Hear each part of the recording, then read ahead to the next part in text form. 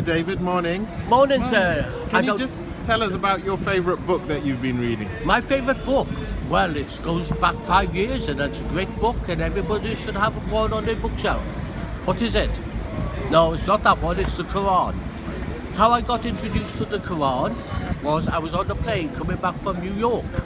Yeah, that's over that way. Oh no, it's not. It's over that way. And the thing is, believe it or not, really, this guy was reading a book. He left it on the seat when he got off the plane like me. And you know what? I chased after this guy and said to him, "Hey, mister, you left your book." He said, "No, you keep it." I said, "Well, okay." So I kept it. And then I was waiting in the airport lounge in Heathrow. And what happened? I started to cry when I read the Quran. So I put the book down.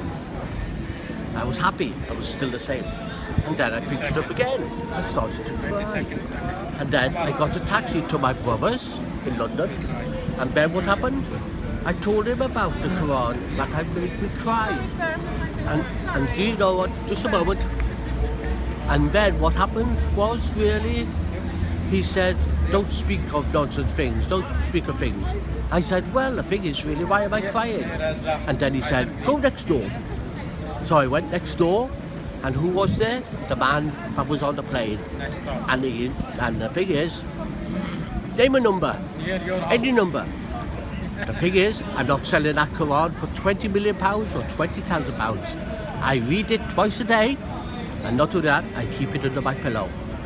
And you also read it to people as well, don't you? I do, and I'm just going to go with that. And not only that, as an activity coordinator working with people with dementia, I read it to them. And the thing is, they ask me questions, I don't know all the answers, but I know there's one thing in the Quran. What is it? Truth. And if you was lost in the desert, or you was lost somewhere in town, you'd ask somebody away. What's the Quran? It's a map for life.